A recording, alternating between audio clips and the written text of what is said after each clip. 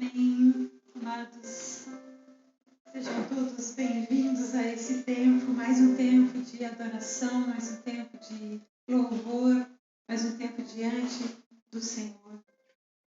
Estamos com um coração desejoso de adorar o Senhor, desejoso de chegar aos pés dele neste momento, com adoração, expressando o quanto nós somos gratos por tudo que o Senhor fez por nós, mas acima de tudo, por tudo aquilo que Ele é por nós e para nós. Amém? A palavra de Deus diz assim, no livro do profeta Isaías, no capítulo 11, do tronco de Jessé sairá um rebento, e das suas raízes um renovo. Repousará sobre ele o Espírito do Senhor, o Espírito de sabedoria e de entendimento, o Espírito de conselho e de fortaleza, o Espírito de conhecimento e de temor do Senhor. Deleitar-se-á no temor do Senhor, não julgará segundo a vista dos seus olhos, nem repreenderá segundo o ouvir dos seus ouvidos, mas julgará com justiça os pobres e decidirá com equidade a favor dos mansos da terra. Ferirá a terra com a vara de sua boca e com o sopro dos seus lábios matará o perverso. Não se fará mal nem dano algum em todo o santo monte do Senhor, porque a terra se encherá do conhecimento do Senhor, como as águas cobrem o mar. Pai, em nome de Jesus, nós te agradecemos, porque Jesus veio do tronco de Jessé, da raiz de Davi, como um renovo, como um broto novo, como uma esperança. Sobre ele o Espírito de Deus foi derramado, o Espírito de sabedoria, de entendimento, o Espírito de conselho, de fortaleza, o Espírito do conhecimento e o Espírito do temor do Senhor. E porque ele veio, e porque tudo isto ele vivenciou aqui na terra e deixou para nós, a terra vai se encher até a sua volta do conhecimento da sua glória, como as águas cobrem o mar. Estamos reunidos por esta razão, Senhor, porque queremos adorar a Ti, Jesus. Queremos ir para mais perto de Ti, para aprender cada vez mais contigo a viver essa realidade, de ser cheio do Teu Espírito, cheio do temor do Senhor, cheio da Tua vida, para que a nossa vida seja um testemunho vivo aqui e a Tua glória, o Teu conhecimento, se alcance a todas as pessoas com as quais nós convivemos, todos aqueles que Tu vais colocar no nosso caminho. Obrigada, Jesus, porque Tu nos escolheste para sermos Teus discípulos, Tuas testemunhas, e nós estamos aqui para aprender cada vez mais a viver essa verdade. Entregamos essa noite nas Tuas mãos, na certeza de que o Teu Santo Espírito, esse Espírito que preenche o nosso ser, tudo aquilo que nos esvaziamos, Ele vem e enche com a Tua vida, Jesus. Obrigada por isso. É isso que esperamos, é isso que desejamos de todo o nosso coração. Assim como a corça anseia pelas águas, nós temos sede de Ti, Jesus. Temos sede da Tua presença, temos sede da água da vida, temos sede de Ti. Vem, Senhor, vem mais uma vez, assenta-te entre nós, faz daqui, deste momento, de cada coração, o Teu trono, a Tua morada. Recebe a nossa adoração, para a honra e glória do Teu nome, em nome de Jesus. Minha alma engrandece ao Senhor.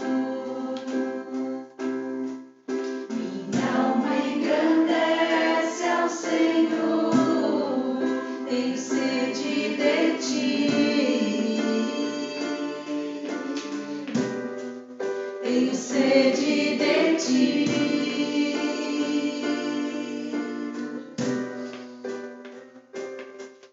Para onde irei, meu Senhor?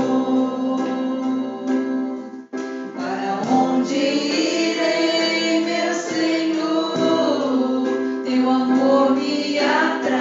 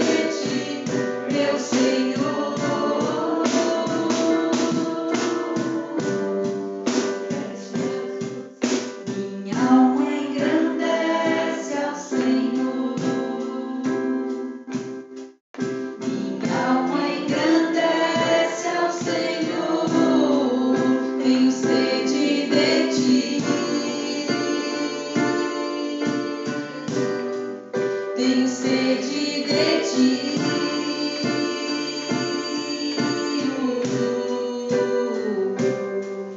Para onde irei, meu Senhor? Para onde irei, meu Senhor? Teu amor me atrai. Teu amor me atrai.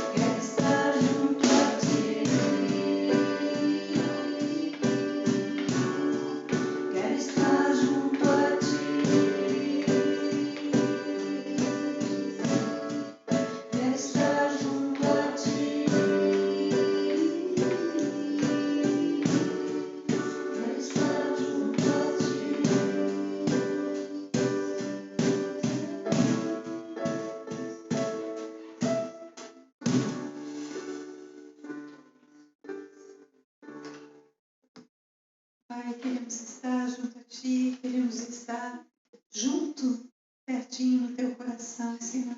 Queremos ouvir as batidas do Teu coração.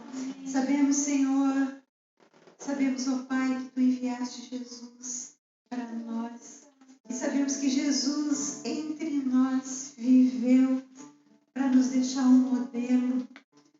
Ele viveu deixando passos a serem seguidos por nós. E um dia, Senhor, quando tudo estava preparado, Ele deu a sua vida por nós. Morreu no nosso lugar, ressuscitou ao terceiro dia. E hoje Ele está sentado à direita de Ti, ó Pai, intercedendo por nós, para que nós vivamos da forma como Ele nos ensinou. Queremos exaltar Jesus, queremos exaltar o sacrifício de Jesus e a vitória de Jesus sobre a morte. Porque hoje podemos desfrutar de vida nova, porque Ele venceu a morte.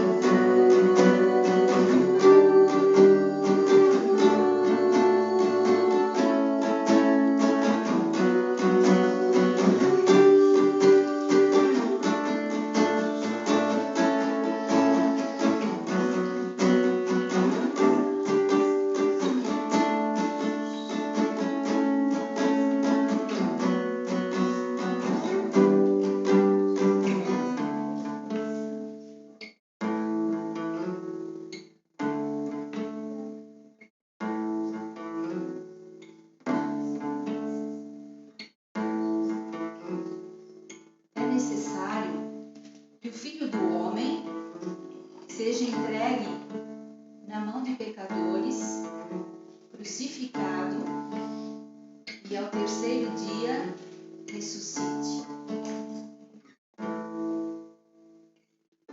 Porque estão procurando entre os mortos o que vive, ele não está aqui, ressuscitou, ressuscitou. Porque estão procurando entre os mortos o que vive, ele não está aqui, ressuscitou, ressuscitou. Porque estão procurando entre os mortos o que vive, ele não está aqui, ressuscitou, ressuscitou.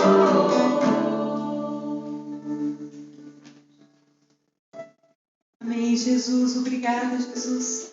Mais uma vez nós queremos te agradecer porque tu morreste no nosso lugar, pagaste o preço do nosso pecado, venceste a morte e ressuscitaste ao terceiro dia e subiste aos céus. Tu disseste para Maria, quando tu apareceste a ela lá naquele jardim do túmulo, tu disseste: não me detenhas, eu preciso ir para junto do Pai. E quando eu for, tu disseste, eu voltarei, eu enviarei o Espírito Santo para que vocês tenham um outro consolador. O Espírito Santo veio porque Jesus foi para junto do Pai. Se Jesus não tivesse ido para junto do Pai, o Espírito Santo não teria descido, mas ele desceu e ele habita em nós. E é por isso que nós hoje podemos viver uma nova vida. É por isso que nós podemos orar em nome de Jesus, crendo que as nossas orações serão ouvidas, porque o Espírito que habita em nós e que nos ensina a orar como convém é o Espírito do Pai, o Espírito do Filho, o Espírito Santo que desceu dos céus. Obrigada, Jesus, por isso. Nós te agradecemos por essa obra maravilhosa e queremos, Senhor, refletir sobre a Tua palavra, de forma a aprendermos ainda mais a respeito deste Teu Espírito que nos capacita a sermos Tuas testemunhas aqui na terra, até a Tua volta. Em nome de Jesus. Obrigada, Pai. Guarda-nos nesse tempo, que o Teu Santo Espírito trabalhe em cada mente, em cada coração. Nós sujeitamos a Ti, ó Espírito Santo, os nossos pensamentos. Sujeitamos a Ti as nossas emoções. Sujeitamos a Ti todo o nosso entendimento. Porque queremos, Senhor, aprender de Ti, ó Espírito da verdade. Tu que ensinas todas as coisas. Tu que falas daquilo que ouvistes do Pai. É isso que queremos aprender. Em nome de Jesus. Amém? Amém. Bem, amados. Hoje nós vamos continuar aprendendo a respeito do Espírito Santo. Vamos continuar refletindo sobre a promessa do Pai. Na semana que passou nós falamos sobre a promessa do Pai. Falamos que promessa era essa que Jesus disse que o Pai havia feito. Jesus falou para os discípulos: permaneçam em Jerusalém até que do alto vocês recebam a promessa do Pai. Do alto vocês receberão o Espírito de Deus. E Ele vos revestirá de poder para vocês serem minhas testemunhas em Jerusalém, na Judéia, na Samaria e nos confins da terra.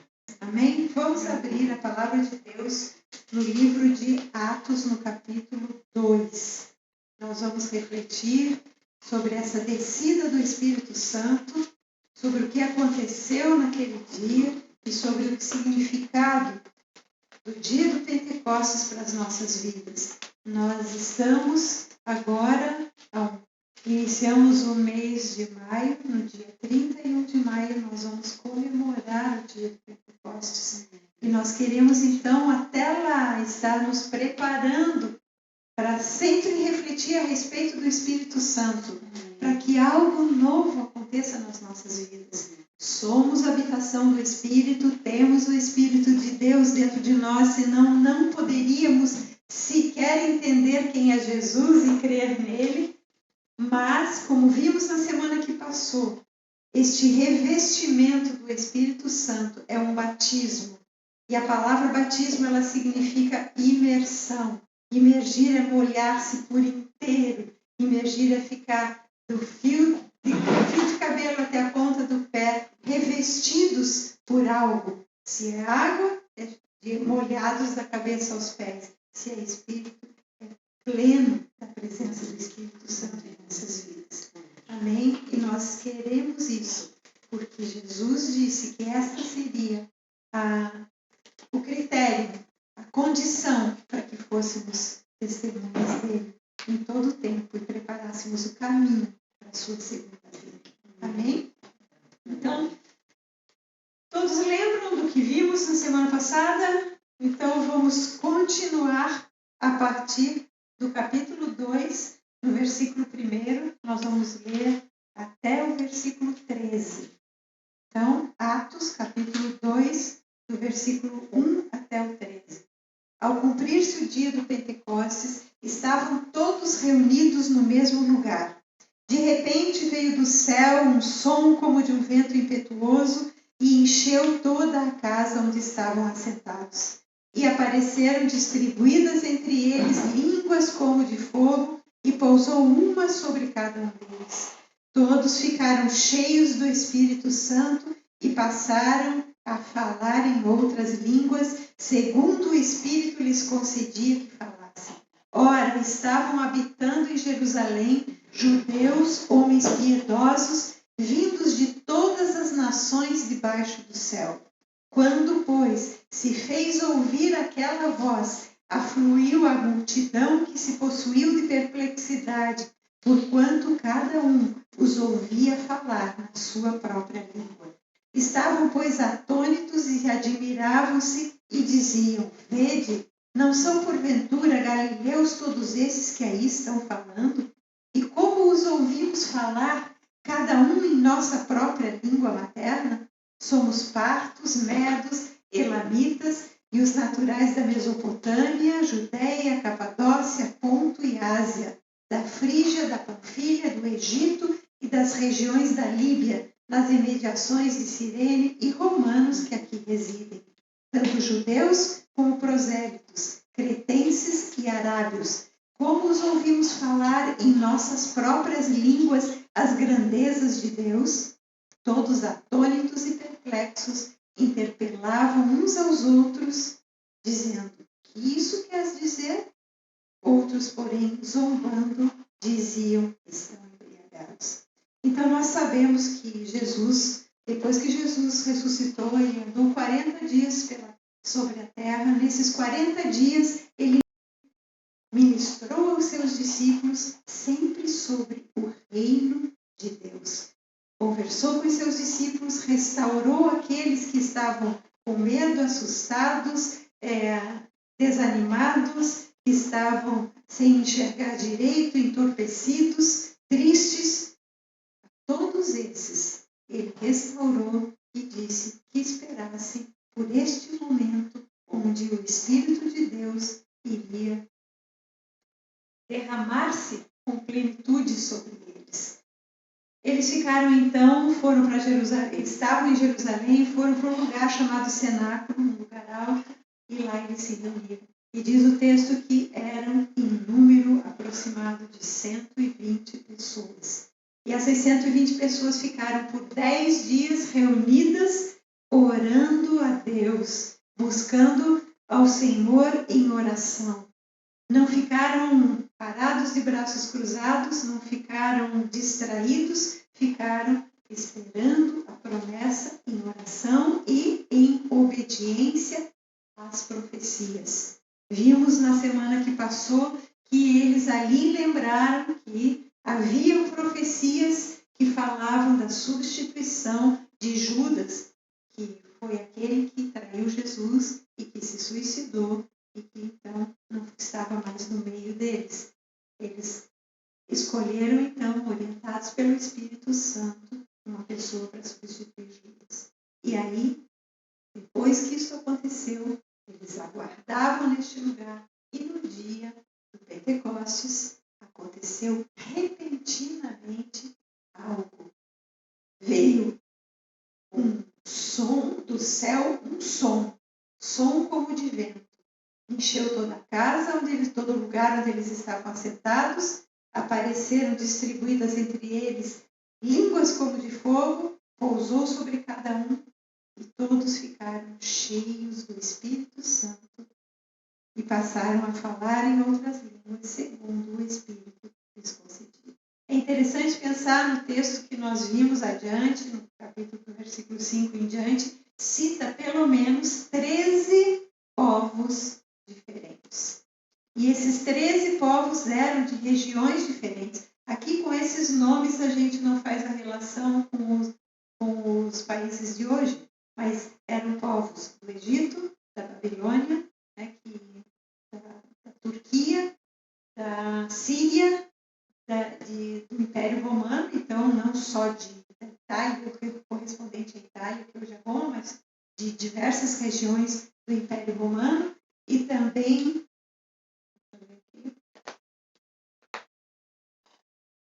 orientais, sírios, egípcios, romanos e asiáticos, mas era a Ásia Menor, então era da Turquia. Todos esses povos eram destas regiões, eram regiões muito diferentes, então todos eles tinham línguas diferentes. E aqueles 12 que estavam lá, discípulos, eram galileus, né, gente? Os caipiras de Israel eram os 12, os apóstolos, com exceção de Mateus, que foi aquele que era o Levi, que era o coletor de impostos, ele era um homem estudado, letrado, mas os demais eram pescadores. Então, certamente analfabetos, gente. E como eles puderam falar as grandezas de Deus nas línguas de 13 povos diferentes, pelo menos? Então, é algo tremendo de pensar que só podia ser uma ação sobrenatural sobre eles. Mas eles estavam esperando. Eles ficaram perseverantes, esperando a promessa. Eles creram nas palavras de Jesus e eles obedeceram. Não é verdade? É interessante pensar também sobre o que eles falaram. As línguas foram dadas para que eles falassem o quê? Versículo 11. Como podemos ouvi-los falar em nossas próprias línguas as grandezas de Deus? Então, as línguas foram dadas a eles para que eles adorassem a Deus e louvassem a Deus. Então, eles não estavam com a plenitude do Espírito Santo para falar qualquer coisa. Era para resplandecer quem Deus é. Era para anunciar as grandezas, as características de Deus. Era uma expressão de adoração. As línguas naquele momento foram uma expressão de louvor. Lembra que falamos na semana passada que louvar é elogiar. Louvar, não podemos louvar com cânticos, mas louvor é elogio, é reconhecer as coisas que distinguem alguém, as coisas boas, as coisas especiais. Então, essas línguas foram dadas para que eles revelassem a Deus para aqueles povos. Pensem que na Babilônia, apesar de que todos esses povos que vieram eram povos judeus, que tinham se espalhado. Alguns eram prosélitos, ou seja, não eram judeus de origem, de sangue, mas que haviam se convertido ao judaísmo. Então, essas pessoas, elas todas estavam ali porque vieram para a festa do Pentecostes. Não eram turistas, eram pessoas, vamos dizer turistas porque eram de outras partes, de outras nações, mas eles estavam ali com o firme propósito de prestar culto ao Deus único na festa do Pentecostes. A festa do Pentecostes era uma festa de gratidão, né? De gratidão a Deus pelas colheitas, pela primícia da colheita deles. Então, essas pessoas estavam ali com este propósito e ali elas ouviram falar das grandezas de Deus. Como foi que essas pessoas reagiram? Qual foi a reação delas? Aqui o texto diz, no versículo 7, que eles ficaram atônitos, se admiravam e ficaram perplexos. Ficar atônito é ficar assombrado, é ficar espantado. Ficar atônito é ficar boquiaberto, é ficar desorientado. Isso é ficar atônito.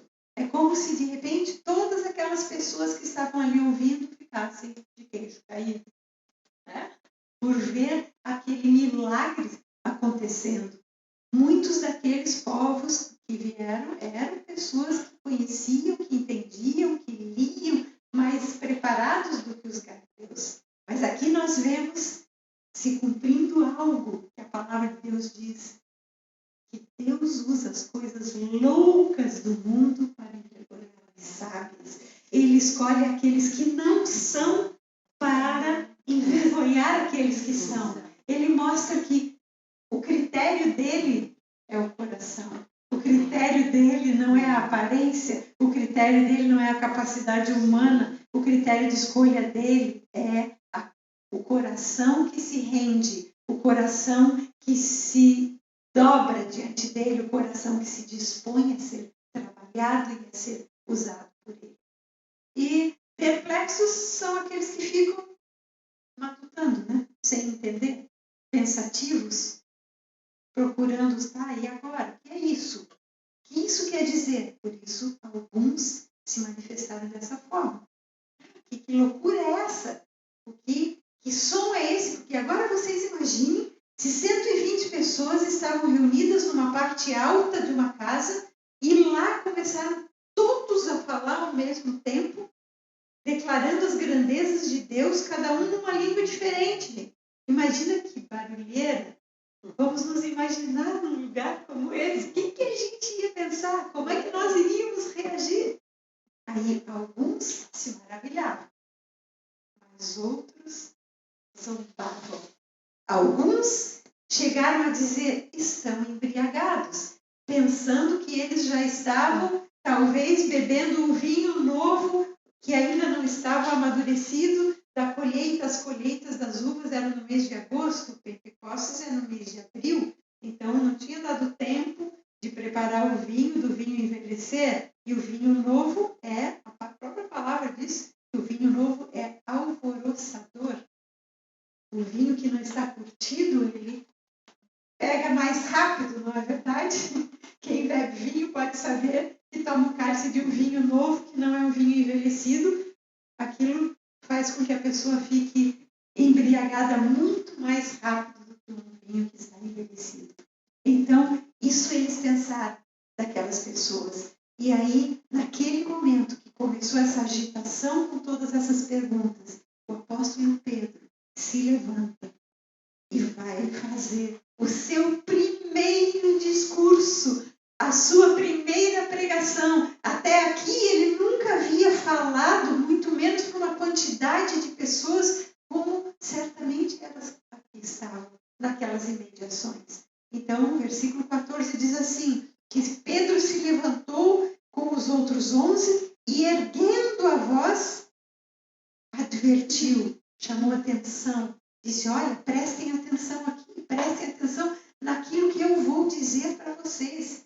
Agora são 9h da manhã e não é época nem de colheita e nem do vinho amadurecido. Então estes homens não estão embriagados.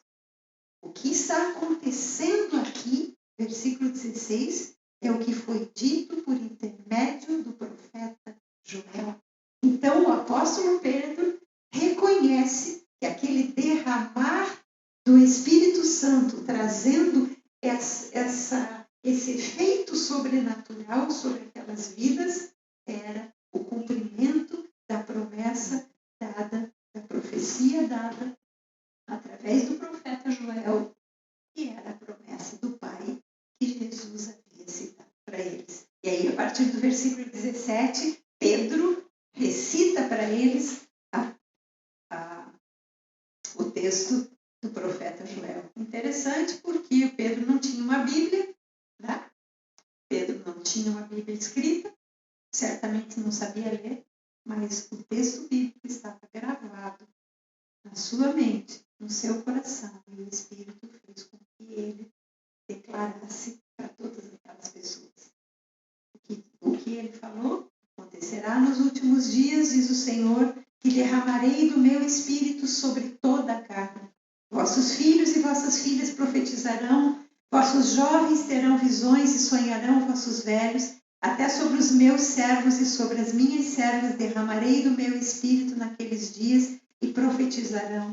Mostrarei prodígios em cima no céu e sinais embaixo na terra, sangue, fogo e vapor de fumaça. O sol se converterá em trevas e a lua em sangue, antes que venha o grande e glorioso dia do Senhor. E acontecerá que todo aquele que invocar o nome do Senhor será salvo. Essa profecia do profeta Joel, este derramamento do Espírito Santo é um enchimento do Espírito Santo. Gente, é algo muito tremendo. Quando fala no Novo Testamento em ser cheio do Espírito Santo, existem duas palavras que são usadas no grego e que são traduzidas pela mesma expressão para nós. Ser cheio do Espírito. Existem duas palavras diferentes no grego. Aqui a palavra é kleiros.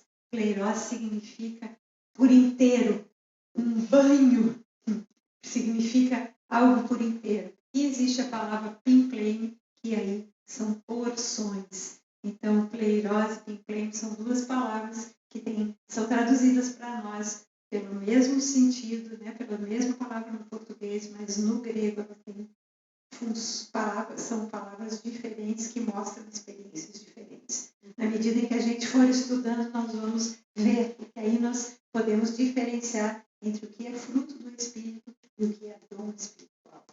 Nos textos em que aparece kleiros e pimplein, existe essa diferença de fruto e de Espírito.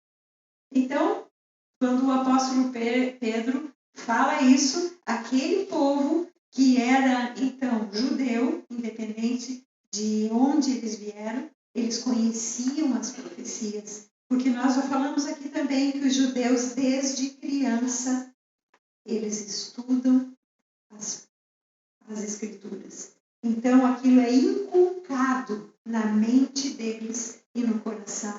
Então, os textos bíblicos estão gravados dentro deles. É por isso que eles conheciam. Então, quando ele fala para eles isso, ele está dizendo, olha, aquilo que vocês estudaram a vida inteira, hoje chegou o dia. E aí ele começa a apresentar Jesus.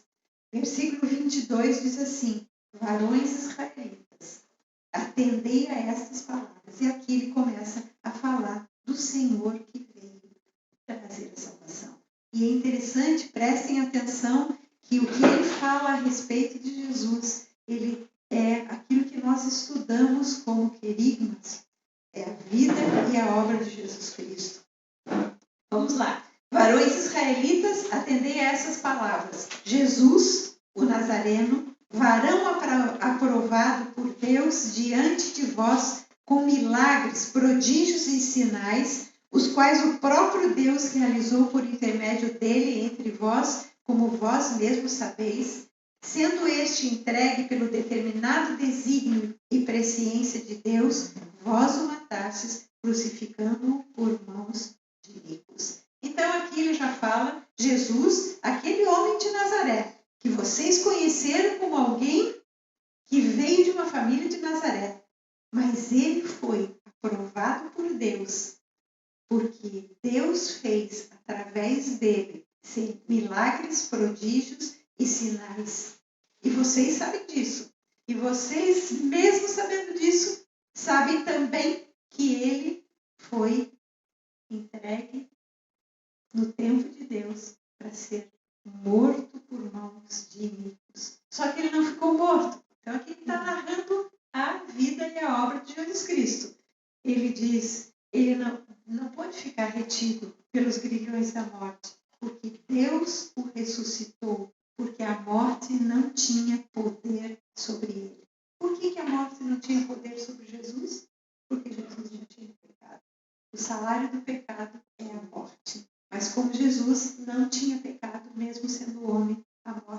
podiam retê-lo. E aí é interessante que Pedro cita uma profecia de Davi, que está então nos Salmos. Nós já vamos ver a partir do versículo 25. Porque a respeito dele, está falando de Jesus, disse Davi. Gente, vocês já pensaram que Davi viveu 1000 anos antes de Jesus Cristo nascer? Davi viveu no ano 1000 até o 900 e pouco, da era antes de Cristo. E Jesus Cristo nasceu ali, né? Provavelmente no ano 3 da era. Tem uma questão de calendário ali, mas vamos dizer que fosse no 00, não é? Todas as profecias de Davi nos Salmos foram, então, no mínimo, 950 ou 60 anos antes de Jesus nascer. É tremendo pensar nisso, gente. É tremendo, porque é só Deus que pode fazer algo dessa maneira. Porque a respeito dele, né, a respeito de Jesus, disse Davi: diante de mim via sempre o Senhor, porque está à minha direita, para que eu não seja abalado. Por isso se alegrou meu coração e a minha língua exultou. Além disso, também a minha própria carne repousará em esperança. Esse texto é o texto do Salmo 16, versículo 8. Aí diz assim: porque ele não deixará minha alma na morte, nem permitirá que o teu santo veja corrupção. Fizeste-me conhecer os caminhos da vida, encher-me-ás de alegria da tua presença. Esse texto, se a gente olhar o Salmo, vamos lá olhar o Salmo 16, do versículo 8 em diante, a gente tem a impressão de que Davi está falando dele. Mas, na verdade, é uma profecia sobre Jesus Cristo. Do que aconteceria com Jesus. Salmo 16, do versículo 8 em diante. O Salmo começa com Davi pedindo a proteção do Senhor, dizendo que Deus é refúgio e fortaleza. E a partir do versículo 8 ele diz assim: o Senhor tem sempre a minha presença. Estando ele à minha direita, não serei abalado. Alegra-se, pois, o meu coração e o meu espírito exulta, até o meu corpo repousará seguro. Pois não deixará minha alma na morte. Mas Davi ficou na morte, né? Porque Davi não ressuscitou. Nem permitirá que o teu santo veja a corrupção. Davi viu a corrupção, porque o corpo dele hoje é um corpo desmanchado. Tu me farás ver os caminhos da vida, na tua presença a plenitude de alegria, na tua destra delícias perpetuamente. É muito interessante porque os salmos, eles mesclam, os salmos de quase todos, mas principalmente os salmos de Davi, eles mesclam o que era para Davi e que é para nós e o que foi para Jesus Cristo. Por isso que nós precisamos estudar a palavra de Deus para sabermos diferenciar o que é para nós, o que foi Jesus, o que é dos judeus, e assim nós temos que ir estudando todas as coisas para podermos entender. Bom, continuando aqui, aí Pedro cita essas profecias dizendo, está aqui, ó, Deus está cumprindo as profecias na vida de Jesus. Aí no versículo 29 em diante ele diz assim: irmãos, seja-me permitido dizer-vos claramente, agora ele está explicando a profecia, a respeito do patriarca Davi, que ele morreu, ele foi sepultado, o seu túmulo permanece entre nós até hoje, e até hoje está lá o túmulo, a gente pode ir lá visitar. Sendo, pois, profeta, e sabendo que Deus lhe havia jurado que um dos seus descendentes se assentaria no seu trono, e foi o que Deus disse, que Davi teria sempre um descendente dele. Por isso lemos ali no Isaías 11, da raiz de Jessé. Jessé quem foi? O pai de Davi, né? Sairá um rebento. Então é da raiz de Davi. Então Davi sabia que viria um descendente dele. Sendo, pois, profeta e sabendo que Deus lhe havia jurado que um dos seus descendentes se assentaria no seu trono, prevendo isso, referiu-se à ressurreição de Cristo, que nem foi deixado na morte, nem o seu corpo experimentou a corrupção. A este Jesus, Deus ressuscitou e todos nós somos testemunhas. Então, Pedro está aí explicando para todos aqueles judeus essa verdade. Jesus ressuscitou e todos eles foram testemunhas da ressurreição. E também agora ele fala onde Jesus está. Exaltado, pois, à destra de Deus, tendo recebido do Pai a promessa do Espírito Santo, derramou isto que vedes e ouvis. Então, o que foi que Jesus disse? Eu vou e enviarei o Consolador, o meu Espírito. Então, estava se cumprindo aqui as palavras de Jesus. Então, o derramamento do Espírito Santo era promessa do Pai, mas era o cumprimento das palavras de Jesus Cristo. Aí, versículo 34. Aí volta a falar em Davi. Porque Davi não subiu aos céus, mas ele mesmo declara. Daí aqui está citando o Salmo 110. Disse o Senhor ao meu Senhor, assenta-te à minha direita, até que eu ponha os teus inimigos por estrado dos teus pés. Então aqui são duas vezes fala Senhor, mas são palavras de Pai e outra a Senhor Jesus Cristo.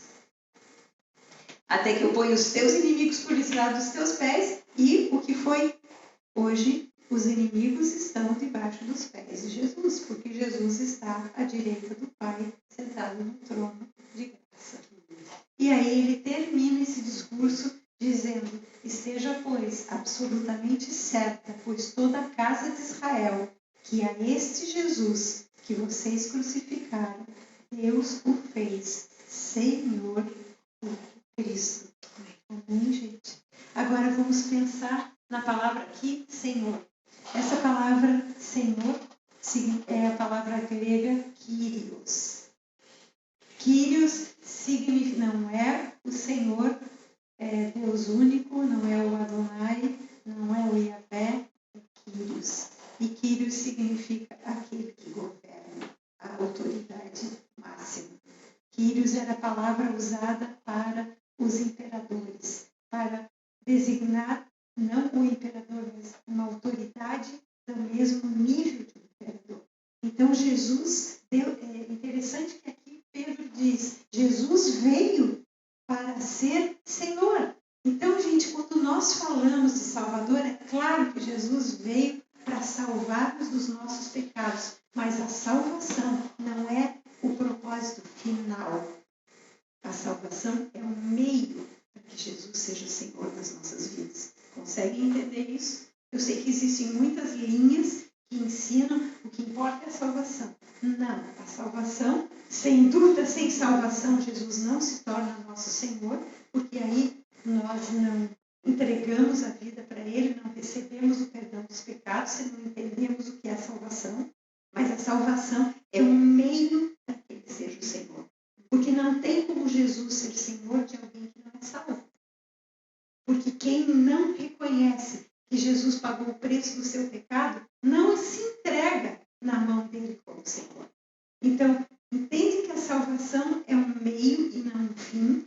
Então, não é nós apenas apresentarmos o Evangelho para as pessoas para que elas entreguem a vida para Jesus e recebam Jesus como Salvador. Não, elas têm que ter Jesus como Senhor. E é por isso que nós precisamos ensinar a palavra de Deus. Porque se nós não ensinarmos a palavra de Deus, as pessoas param na porta. A salvação é a porta de entrada. Mas o senhorio é o caminhar, onde dia após dia eu vou abrindo mão do controle da minha vida para que Ele seja o governo. Lembram lá da profecia de Isaías, no capítulo 9, quando diz que o povo que estava em trevas viu grande luz, porque um menino nos nasceu, um filho se nos deu. E aí? O menino nasceu, um filho foi dado, para quê? O governo está sobre os seus ombros. Quem é que tem o governo sobre os seus ombros? Uma autoridade máxima. Então, Jesus veio para ser Senhor, para ser autoridade máxima nas nossas vidas. Então, esta revelação do Espírito, esse derramar do Espírito sobre nós, essa plenitude do Espírito sobre nós, é para que nós tenhamos Jesus como o nosso Senhor e não somente como nosso Salvador. Então, aqui, Pedro encerra o discurso dizendo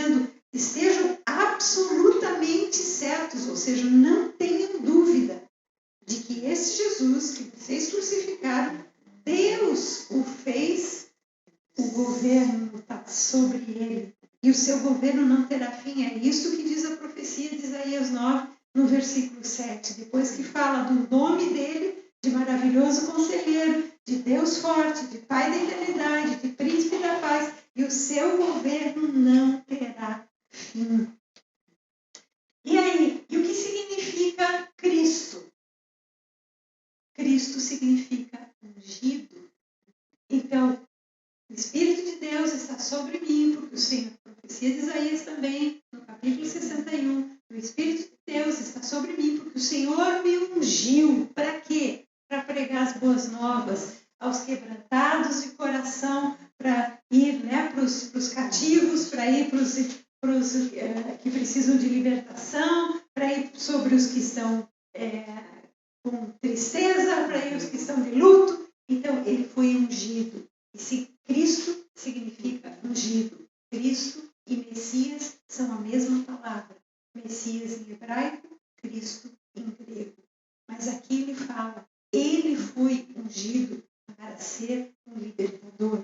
Ele foi ungido para ser o Salvador. Ele foi ungido para trazer cura. Ele foi ungido para colocar vestes de louvor em vez de espírito angustiado, para tirar as vestes de tristeza e de luto e trazer óleo de alegria. Então, Jesus veio, quando fala de Cristo, fala de tudo o que ele iria derramar sobre nós. E quando fala de Senhor, fala do governo dele sobre nós. Amém? Por isso que a toda a pregação de Jesus é chegado o reino dos céus. É chegado o governo dos céus através da minha vida. Bom, aí, diante dessa palavra, o que aconteceu com aquelas pessoas, gente? O que aconteceu com aquelas pessoas que ouviram, né? Vamos ver ali. Agora, qual foi a reação daqueles que estavam ali e que ouviram toda essa pregação? Versículo 37. Ouvindo eles essas coisas, compungiu-se-lhes o coração e perguntaram a Pedro e aos demais apóstolos: que faremos, irmãos? Vamos ver aqui com calma. Ouvir é diferente de escutar. Escutar são muitos sons. Ouvir é processar o que se escuta. Então, eles escutaram e entenderam o que o apóstolo Pedro estava dizendo. E aí, quando você escuta a respeito do senhorio de Jesus, da unção que estava sobre Jesus, do fato dele ter sido enviado pelo Pai com esta unção para trazer todos estes benefícios para a nossa vida, o que é que acontece conosco? Compungiu-se no coração. O que significa compungir? Compungir significa amolecer. Então, o coração deles foi amolecido. Lembram lá da profecia do profeta Ezequiel 36, 26? Já-lhes dei um novo coração. Tirarei o coração de pedra e colocarei o coração de carne. Porei dentro de vós o meu espírito e farei com que andem nos meus estatutos. Amém, gente?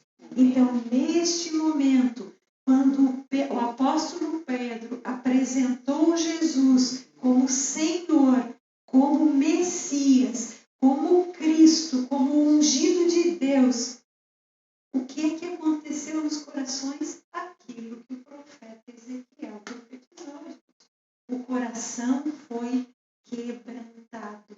O coração de pedra foi amolecido. Isso tornou-se um coração de carne. Amém? Então, quando se tornou um coração de carne, quando o coração é confrontado com a verdade, gente, quando o coração é amolecido, qual é a reação das pessoas? O que eu tenho que fazer? Qual é a minha parte? E aqui, então, gente, eu coloco algo para vocês muito interessante para a gente pensar, e para a gente orar, e para a gente examinar a nós mesmos. Quando eu ouvi a mensagem mensagem do Evangelho, qual foi a minha reação? O que Jesus pode me dar? Ou o que ele pode fazer?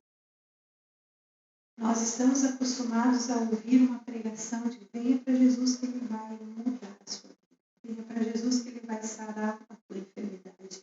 Venha para Jesus que ele vai salvar o teu casamento. Venha para Jesus e ele vai te dar uma condição financeira melhor. Venha para Jesus. Não. Quando nós sabemos da verdade sobre Jesus e do envio dele pelo Pai para ser Senhor das nossas vidas, o que a gente faz quando a gente tem um Senhor? Vamos pensar no emprego. Você vai perguntar o que o teu patrão quer que você faça, não é verdade? Você vai perguntar qual é a minha parte, porque ele já fez de me receber. Ele já fez de me incluir. Então, gente, pensem vocês. Quando a gente fala, eu aceitei Jesus. Parece que eu estou fazendo um favor para Deus, na verdade. Quando, na verdade, não é ele que me aceitou. Foi ele que me escolheu. Por isso, a única coisa que realmente a gente pode dizer é eu entreguei o meu coração para o Senhor. Mas não eu aceitei Jesus como se fosse, estou fazendo um favor de aceitar Jesus na minha vida. E isso traz uma postura diferente para nós. É aí onde a gente acha que aceitou Jesus e Jesus tem a obrigação de fazer tudo na minha vida e botar tudo em ordem aquilo que eu tenho feito em desordem. Prestem bem atenção, porque existe uma diferença bem significativa aqui. E às vezes nós, por aprendermos ou por entrarmos num tipo de uso de expressões que a gente escuta, a gente está dando um direcionamento errado. Então, quando nós vamos orar com uma pessoa, quando apresentamos a Jesus, nós precisamos orar para que ela, com a sua boca, confesse a Jesus como Senhor. O que está escrito lá em Romanos 10? Se com a tua boca confessares a Jesus como Senhor e em teu coração creres que ele ressuscitou dentre os mortos, serás salvo. Então, nós não temos que aceitar Jesus. Nós temos que crer que ele veio como Senhor. E como Senhor, ele é o meu dono. E ele é Senhor da minha vida, porque ele venceu a morte por mim e ele pode me dar uma nova vida. Amém? Essa foi a revelação. E essa revelação, o que é que causou naquele povo? O que nós temos que fazer diante disso? E é interessante porque aqui eles já reagem dizendo para Pedro, que faremos, irmãos? Eles ainda não eram irmãos. Porque quem não recebeu a Jesus como Filho de Deus, quem não reconheceu, quem não declarou, não faz parte ainda da família de Deus. Porque o que diz lá em Evangelho de João, capítulo 1, versículo 12? Mas a todos que o receberam, como a luz que veio ao mundo, né? A todos que o receberam, deu-lhes o poder de serem feitos filhos de Deus, a saber, os que creem no seu nome. Então, são somente aqueles que creem no nome de Jesus e recebem essa verdade no seu coração, porque o coração foi amolecido por ela. Estes fazem parte da família de Deus. Amém? Então, aí eles perguntam, eles então são irmãos porque fazem parte da família de Deus. E aí, o que é que diz, o que Pedro responde para eles? Qual é a primeira condição, gente, para você fazer parte da família de Deus? Arrependei-vos. Do que é que eu tenho que me arrepender? Do que? Da vida de independência. Nós costumamos achar, não, eu tenho que me arrepender de ter roubado, de ter matado, de ter... Daí eu não fiz nada disso, porque eu não roubei, eu não matei, eu não adulterei, não tenho que me arrepender, eu sou ótima.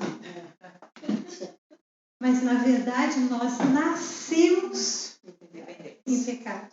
Nós somos pecadores por herança de Adão. Então nós precisamos nos arrepender disso. Que pecado é esse? Independência de Deus. Então, gente, uma pessoa que realmente é convertida é alguém que reconhece que é independente de Deus e chega diante dele e diz: eu estou vivendo de forma independente e eu não quero mais viver assim.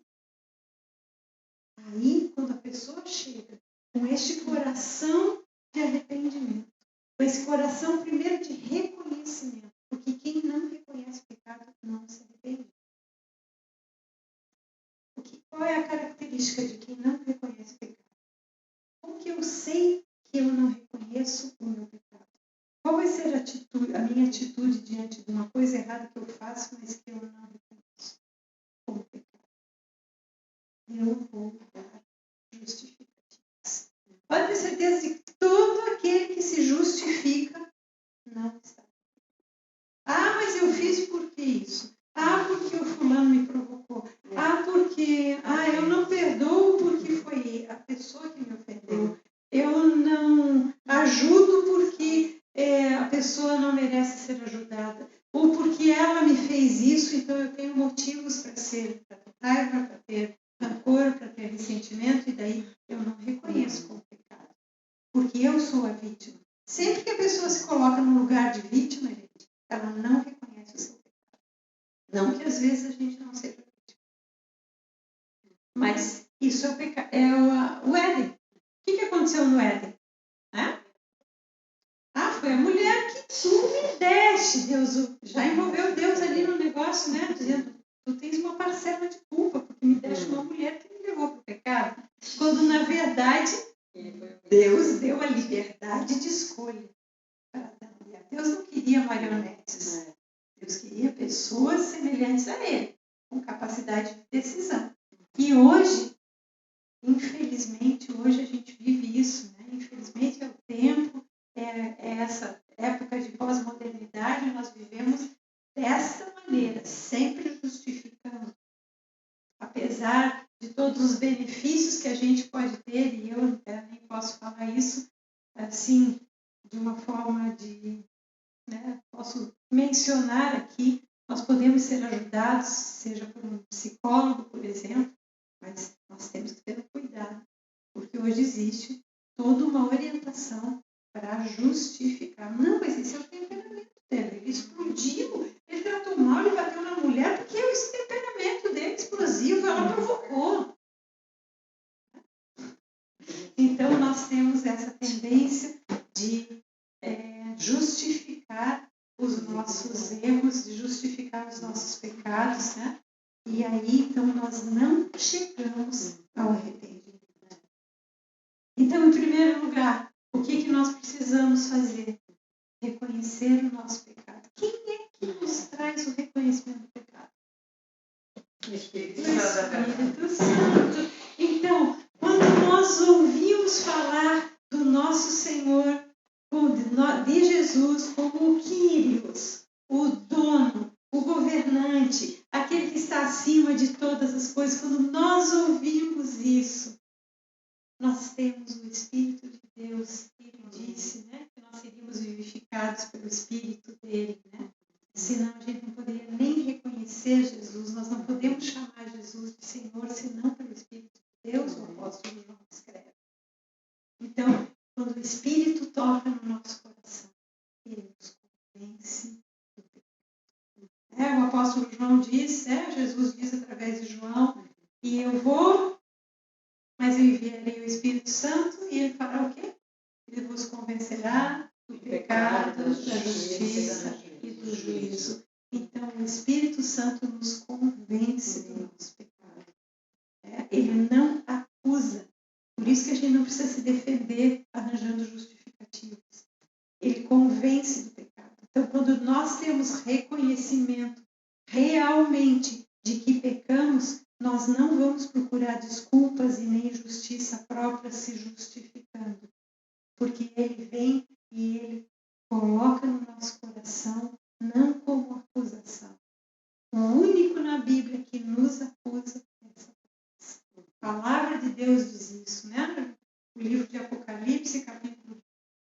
versículo 10 diz que o acusador dos santos e que acusa de dia e de noite os santos é Satanás. Porque ele quer nos ver, de fato, afastados de Deus, afastados de Jesus. Então, quando o Espírito nos convence, o que é que nós temos que fazer? Confessar. Primeiro para Deus, depois se o nosso pecado ofendeu outra pessoa, se o nosso pecado trouxe mal para outra pessoa, nós temos que daí reconhecer para essa pessoa. Mas primeiro sempre temos que reconhecer para Deus. Porque quando nós reconhecemos para Deus, o que acontece? Ele muda o nosso coração. E aí é que entra o arrependimento. Porque a palavra arrependimento que aqui está escrita é a palavra grega, quem sabe? Metanoia. O que significa a palavra grega metanoia? Mudança de mente que gera mudança de atitude. Então, gente, arrependimento não é só mudar o comportamento. Por isso que não é, eu me converti e agora eu fumava, não fumo mais. Eu bebia, não bebo mais. E às vezes o coração continua do mesmo jeito, julgando todas as pessoas, desprezando as pessoas, não pedindo perdão, não perdoando, mas eu não bebo, não fumo. Não é o comportamento. Em primeiro lugar, o que tem que mudar é o interior. Então, arrependimento é uma mudança. Primeiro vem o convencimento do pecado. Aí o Espírito Santo me convence do pecado e muda a minha mente. O que muda na minha mente? O julgamento que eu faço de mim mesmo. É isso que tem que mudar. Como que eu me vejo, não como eu vejo a situação. Eu primeiro tenho que mudar a minha forma de pensar a respeito de mim mesmo. Então, quando eu mudo a forma de pensar a respeito de mim mesmo, aí eu vou ter a possibilidade de mudar de atitude. Atitude não é comportamento, gente. Atitude é uma condição do coração. Comportamento é fruto da atitude. Então, se nós não tivermos uma mudança interior, não vai haver uma mudança exterior definitiva. Ou então aquelas pessoas que, agora eu vou me controlar, não vou mais, não vou... Hoje em dia, um dos maiores problemas dentro da igreja é a pornografia na internet. A gente não fala, né? Para pouco se fala, ninguém quer falar num púlpito isso, mas isto é a verdade. As pessoas usam a pornografia na internet, seja pelo celular, seja pelo computador, porque ninguém vê, mas Deus está vendo. Então, isso eu posso até tentar deixar de fazer, mas se dentro de mim não houve um reconhecimento de que isso ofende a Deus, de que isso me afasta de Deus, se não houver, eu posso temporariamente cortar aquilo, mas de repente volta de novo. É como arrancar o mal pela raiz, não diz a expressão. Então, arrependimento, gente, tem que ser uma mudança de mente que vai gerar, então, uma mudança de atitude que vai levar a uma mudança de comportamento. E aí, arrependimento é conversão por 180 graus. Né? Eu estou indo nessa direção, eu vou e vou para aquela. Isto é arrependimento. Se não houver isto na minha vida, eu não vou ser cheio do Espírito Santo. Quando João Batista chegou e começou a pregar, o que é que ele pregava? Arrependei-vos, porque é chegado o reino dos céus. Ele já falava de arrependimento. Depois, quando Jesus começou o ministério público dele, qual era a mensagem dele? Lá, Mateus 4,17. Jesus percorria toda a Galileia e toda a circunvizinhança, dizendo, arrependei-vos, porque é chegado o reino dos céus. Então, para que nós possamos estar debaixo desse senhorio, vivendo no reino de Deus e desfrutando das bênçãos do reino de Deus, lembram lá? Buscar primeiro o reino de Deus, a sua justiça e todas as coisas das tuas necessidades acesso ao reino. Então, são verdades básicas, são fundamentos do Evangelho que estão totalmente distorcidos na nossa vida cristã de hoje, na igreja deste tempo. Então, o arrependimento, gente, é a base para tudo. Então, as pessoas dizem, eu agora me converti. Converter-se não é mudar de religião. Porque religião não salva. Religião não tem o senhorio de Jesus. A religião são comportamentos. A religião é somente regras de um comportamento, regras de conduta. Mas a religião não nos leva a Deus. É uma tentativa frustrada do homem. Por isso que existem tantas religiões. Porque cada vez surge uma coisinha diferente da religião. Mas o verdadeiro cristianismo, não religião, é o Evangelho de Jesus Cristo. É a vida transformada pela boa nova de que Jesus veio para ser Senhor e Cristo. Como Cristo, Ele nos salva, como Cristo, Ele nos liberta, como Cristo, Ele nos cura, como Cristo, Ele nos faz aprender a viver debaixo do senhorio dele. Então, conversão não é mudança de comportamento. Muito menos mudar de, eu agora me converti para crente. Isso não significa coisa alguma. Agora eu vou na tal congregação evangélica. Não faz coisa alguma. Agora, eu tenho Jesus e reconheço Jesus como meu Senhor, como meu Salvador. Aí sim, eu reconheço Jesus como o Messias. Aí sim. E aí, gente, o que vai acontecer? Aí vai haver um derramar do Espírito Santo. Se nós não... então, não, o batismo do Espírito com o Espírito Santo é só orar em língua. Existe gente que ora em língua e deseja mal do outro, fala mal do outro, se aborrece, briga, disputa uma plataforma, quer um lugar, porque você cantou mais alto do que eu, porque o teu instrumento está mais alto do que o meu, porque isso não tem arrependimento, não tem mudança, não houve uma forma de se ver diferente. Então, quando existem disputas, pode contar que falta arrependimento. Pode contar que não existe senhorio. Quando existe disputa de lugar, disputa de força, disputa de trabalho, Jesus não está passando longe daquele lugar. E aí onde nós, então, não falo isso para julgamento de nenhuma pessoa, mas para análise de nós mesmos. Porque nós precisamos nos arrepender todos os dias.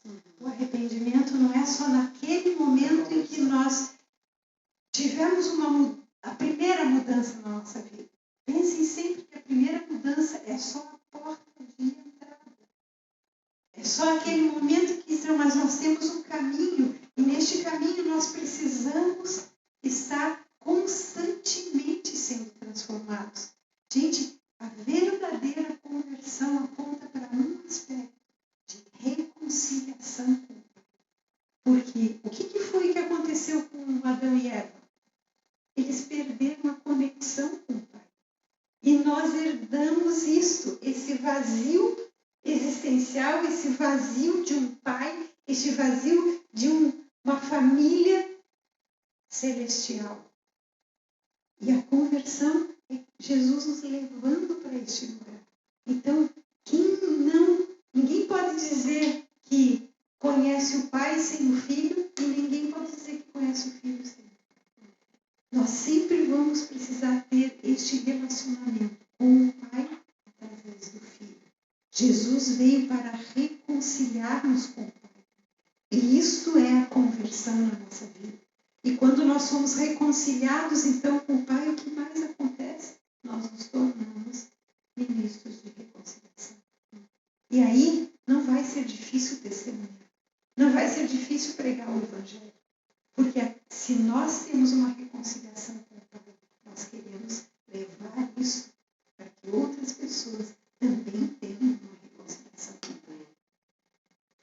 Então, gente, a promessa do Pai, o derramar do Espírito Santo sobre as nossas vidas, tem a função de nos levar a nos reconciliarmos com o Pai e caminharmos com Jesus, visando este relacionamento com o Pai, de forma a trazermos mais filhos para a família de Deus. Então, o batismo com o Espírito Santo, o Pentecostes na nossa vida, é uma experiência diária com o Espírito de Deus. Porque, gente, todos os dias nós temos algo para nos arrepender. O apóstolo João escreve lá na primeira epístola de João que se nós dissermos que não temos pecado, fazemos de Deus mentiroso, né? A sua verdade não está em nós. Mas nós não podemos viver na prática do pecado. Nós somos pecadores que estão em processo de limpeza na sua vida diariamente, e por isso esse é o juízo presente. Precisamos da palavra de Deus. Por que precisamos da palavra de Deus todos os dias? Precisamos da palavra de Deus para a gente ver aonde há ainda pecado, onde eu estou pecando. Se nós pegarmos o livro, já falamos sobre isso em outras ocasiões, se nós pegarmos o livro de Provérbios, né, gente, nós vamos ver, ele fala a respeito de uma série de situações da nossa vida cotidiana, e ali nós vamos ver aonde nós estamos pecando. Pegamos os livros do Novo Testamento, os livros escritos as cartas escritas para a igreja, as cartas de Paulo, Colossenses, Filipenses, Efésios, as cartas de Tiago, Timóteo. Todas essas cartas nos mostram como é o proceder como corpo de Cristo. Então aí nós temos a oportunidade de ver o que está errado em nós. E aí nós temos a oportunidade de reconhecer o nosso pecado e de chegar então ao arrependimento, mudando de mente, mudando de atitude, mudando o comportamento. Por que existe hoje tanta gente que diz, eu já fui crente, hoje não sou mais. Eu sou caído, crente desviado. Não existe, gente. Uma pessoa que verdadeiramente tenha tido um encontro real com Jesus Cristo como Senhor, não como Salvador apenas. Se é só como Salvador, eu só tenho o benefício, mas eu não tenho o compromisso. Se é Senhor, eu tenho um compromisso com o Senhor. E aí, se não houver uma mudança no meu proceder diário, ele não é o meu Senhor. Agora, se há, eu não vou me desviar, gente. Eu posso desanimar, posso me abater diante de uma circunstância, posso necessitar de uma mão que me segure, que me ajude a levantar, a prosseguir num momento de fragilidade, mas eu nunca vou dizer, não quero mais Jesus. Ou a história do como criança não brinco mais, né? Porque não fez o que eu queria. A criança não é assim? Então, se alguém diz, não, eu busquei, eu orei e Deus não me respondeu, não quero mais saber desse Deus, desse Jesus ou dessa religião de vocês. Essa pessoa não teve uma experiência com Jesus. E não teve essa experiência com o Espírito de Deus. Amém? Então, vamos pensar em como nós estamos com o Espírito Santo. Vamos pensar onde nós estamos. Vamos pensar se nós queremos ser cheios do Espírito Santo. Nós queremos ser testemunhas de Cristo em todo o tempo. Nós desejamos pregar o Evangelho. A gente fala de pregar o Evangelho, as pessoas já pensam que é subir num púlpito e fazer uma pregação. Não é isso. Pregar o Evangelho é a pessoa olhar para nós. O apóstolo Paulo diz que somos cartas vivas. Então as pessoas leem na nossa vida. Elas olham para nós e elas veem em nós, no nosso proceder. Por quê? Porque quem tem Jesus como Senhor vai mudando dia após dia. E é interessante aí onde nós temos então de Deus ali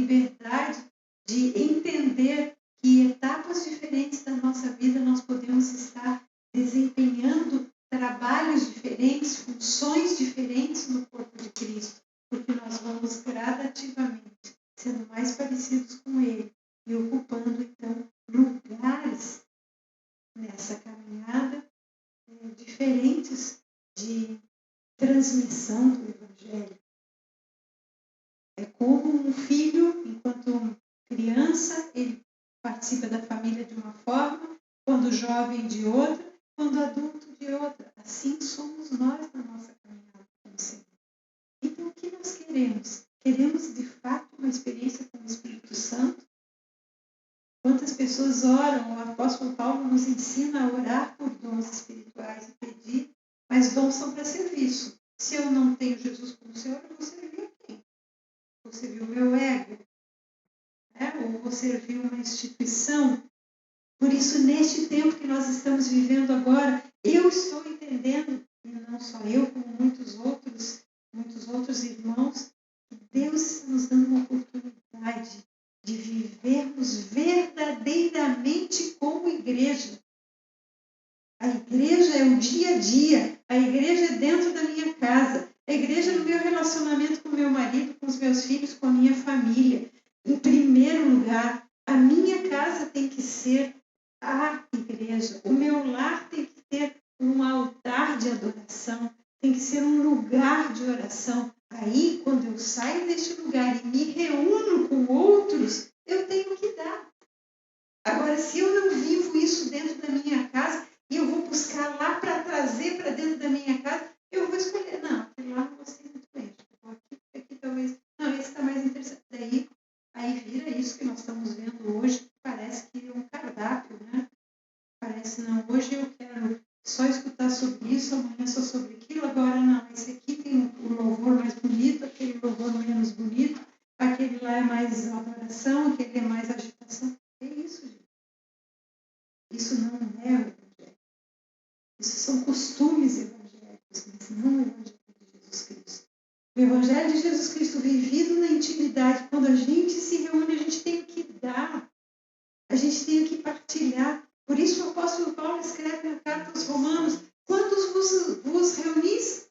Um tem doutrina, outro tem uma profecia, outro tem uma palavra, outro tem uma experiência, outro tem... Cada um tem algo a acrescentar. Por quê? Porque dentro da sua casa viveu algo como o Espírito de Deus, como o Senhor Jesus, e ele tem que partilhar. Eu não sei o que é, qual é o meu chamado aqui. O teu chamado é viver dentro da tua casa a palavra de Deus em primeiro lugar. E aí, quando você abre a porta da tua casa, as pessoas entram e elas percebem que há algo diferente dentro da tua casa. Ou quando você sai com a sua família, as pessoas percebem que há algo diferente. Eu estive agora nessa sexta, sábado e domingo em Timbó, na casa do Eduardo, com a Luana. O Walter e o Eduardo foram fazer uma pescaria e a Luana e eu ficamos em Timbó. E no sábado à tarde nós reunimos ali algumas das pessoas, algumas jovens, mulheres que congregam com eles lá e que a Luana tem acompanhado as vidas. E foi uma experiência preciosa, porque o meu relacionamento com a Luana, pela graça de Deus, porque temos a Jesus como Senhor, é um relacionamento de amizade. Não é sogra e nora, aquele como o mundo vê. É um relacionamento de amizade. Eu não sei nem explicar. E isso é tão precioso que, claro que isso reflete na vida das pessoas e, de repente, as pessoas começam a falar. Uma das pessoas lá disse: ai, mas eu não gosto nem de pensar na minha sogra vir na minha casa. E essa é uma realidade na vida de muitas pessoas, gente. E aí, então, começamos a conversar sobre isso, sobre o que é viver, como Deus constrói os relacionamentos. Então, isso as pessoas têm que ver. As pessoas olhavam para nós de uma forma sem entender. Mas isso é o senhorio de Jesus nas nossas vidas. Então, é isso que precisa acontecer. Eu conto isso só como uma exemplificação. Então, nós precisamos do senhorio de Jesus. Quando Jesus é o nosso Senhor, o Senhor das nossas vidas, Ele é o nosso Cristo, aquele que veio para nos salvar, nos cuidar, nos tratar, aquele que nos leva a reconhecer os nossos erros uns diante dos outros, que nos leva a pensar no outro antes de mim mesmo. E o Espírito vem, e quando a gente está junto, o Espírito Santo vai tomando conta de tudo e vai revelando e vai trazendo. Olha, nós reunimos lá às 4 da tarde, foi a primeira reunião que eram 8 pessoas apenas, mas foi a primeira reunião nesse período de quarentena, porque senão estava todo mundo com muitos cuidados, mas ali ninguém era grupo de risco, a não ser eu, e os outros eram todos gente jovem, ninguém com doente, com nenhum tipo de problema de saúde, ninguém com, todos em bom estado físico. Então nós estávamos tão contentes. Gente, eram 8h30 da noite, o pessoal de casa sabia que elas estavam lá, já começaram a telefonar assim, vocês não voltam mais, porque foi tão agradável aquele compartilhar de vida. Umas tinham para falar, outras para perguntar, outras para compartilhar. Foi um tempo preciosíssimo de comunhão. Então, eu desejo que essa seja a experiência que todos nós vamos ter no dia que pudermos voltar a nos reunir. Não importa se reunimos 2, 3, 5, 10, 50 pessoas. O que importa é que em cada encontro que a gente tiver, o Espírito de Deus esteja presente. Nós sejamos cheios do Espírito e possamos uns aos outros nos ajudar, nos edificar. Mas vamos perseverar em orar pedindo que venha o Espírito de Deus a cada dia, nos conduzindo ao arrependimento, nos levando a este lugar de reconhecimento de qual é a nossa condição, qual é a condição do meu coração, o que é que eu preciso mudar. Porque se eu não reconheço, é vaidade no meu coração, é orgulho no meu coração, e o Senhor é claro quando Ele diz que Ele resiste aos soberbos. Agora, os humildes, Ele dá graça. Então, só para encerrar, essa atitude de reconhecimento de pecado tem a ver com humildade. Tem a ver com humilhar-se. Porque na hora que eu reconheço a minha fraqueza diante de Deus, eu estou me humilhando diante dele. E se eu me humilho diante dele, eu não preciso ter vergonha de me humilhar diante das outras pessoas. Porque muito mais sério do que eu me humilhar diante de uma pessoa é eu me humilhar diante de Deus. Eu chegar para o Senhor e dizer, Deus, tu me deste tudo e eu errei de novo. Então, quando eu me humilho ali, eu não vou ter vergonha de chegar diante de outra pessoa e pedir perdão pelo que eu fiz para ela. Então, por isso, nós precisamos nos humilhar sempre primeiro diante de Deus. E aí a gente consegue expor a nossa fraqueza naquilo que a gente fez para uma outra pessoa, naquilo que a gente precisa de uma ajuda da outra pessoa. E aí, assim vamos construindo, e isso significa essa plenitude do Espírito que foi derramada no Pentecostes. Aí, se o Senhor quiser derramar dons, vamos estudar nesse tempo agora, até o dia do 31 de maio, os próximos encontros, vamos estudar sobre a diferença entre dons e frutos do Espírito, para a gente poder não confundir as coisas. O que eu queria que ficasse gravado hoje é que nós precisamos entender que arrependimento é mudança de mente, uma mudança de atitude interior e aí gerar uma mudança de comportamento. Esse convencimento do pecado é eu olhar para mim e sondar o meu coração através desse Espírito que o Senhor nos deixou e aí reconhecer aquilo que Ele mostra, aquilo que Ele me convence. Se eu não aceito, eu vou apagando a voz do Espírito.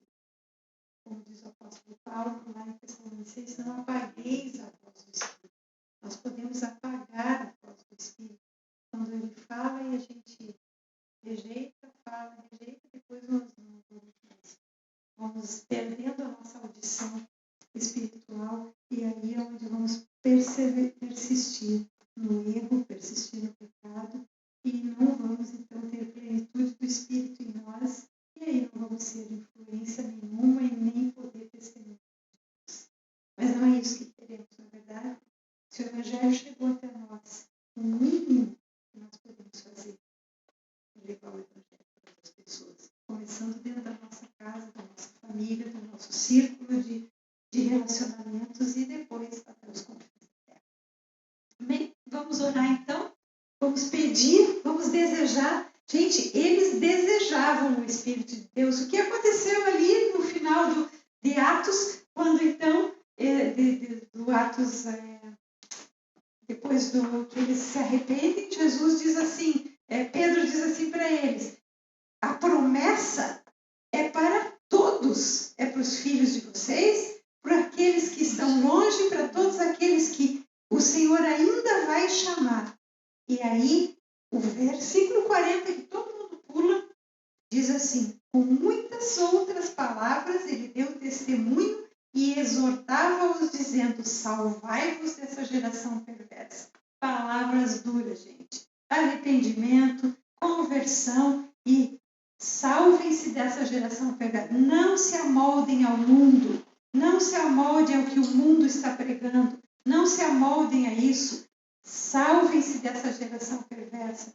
Deixem o Espírito de Deus agir nos corações. Convertam-se dos maus caminhos. Mudem de atitude. E aí, aqueles que aceitaram a palavra, vem aqui, não é que aceitaram Jesus, é que aceitaram a palavra, houve naquele dia um acréscimo de quase 3.000 pessoas. Gente, eles eram 120. E num discurso de não muitas palavras, né? 3.000 pessoas se converteram. Lembra como começamos a reflexão da semana passada? Por que não acontece mais nada na igreja de hoje? Por que não vemos as grandes cruzadas? Por que não vemos grandes conversões? Por quê? O que está faltando? Vamos continuar perguntando isso para Deus, não olhando para o todo, mas olhando para nós. O que está faltando em mim? Qual é o impacto da minha vida sobre outras vidas? O que diferença eu faço? Amém? Pai, em nome de Jesus, Pai, nós queremos te agradecer pela tua palavra. Obrigada, Senhor, porque podemos refletir sobre ela. Obrigada, Senhor, porque podemos estudá-la ligando os textos, Senhor, fazendo as correlações das profecias de 1000 anos antes de Jesus Cristo, que se cumpriram em Jesus e que foram lembradas pelaquela geração. Nós queremos ser este canal, Senhor, de lembrar as pessoas das palavras que foram ditas a nosso respeito para este tempo. Porque a profecia de Joel dizia, nos últimos dias, naqueles dias, últimos dias será derramado o Espírito. E os últimos dias começaram quando Jesus veio para a terra. E esses últimos dias estão se acabando, Pai. E nós precisamos do Teu Espírito Santo, da plenitude. Nós temos uma porção do Espírito dentro de nós, mas nós queremos plenitude. Queremos sim mergulhar nas águas do Espírito, ser banhados completamente pelo Espírito de Deus. E para que isso aconteça, precisamos diariamente do convencimento do pecado e do arrependimento. Senhor, leva-nos a este lugar de humilhar-nos com Jesus. Jesus humilhou-se até a morte de cruz. Hoje não precisamos mais morrer fisicamente, porque Ele já fez isso, mas precisamos morrer para nós mesmos. Senhor, ajuda-nos, Senhor, ajuda-nos. Queremos estar sensíveis ao Teu Santo Espírito. Queremos estar sensíveis à Tua voz. Queremos estar sensíveis à revelação da Tua palavra, para sermos transformados conforme a Tua vontade, o Teu propósito. Senhor, que o reino de Deus se estabeleça na minha vida e na vida de cada um dos meus irmãos. Que o senhorio de Jesus Cristo seja reconhecido por cada um de nós. E que estejamos neste lugar de servos que dizem: o que eu tenho que fazer? E aí, Senhor, Tu vais nos orientar, vai nos tomar pela mão, vai nos conduzir, porque Tu és Deus conosco.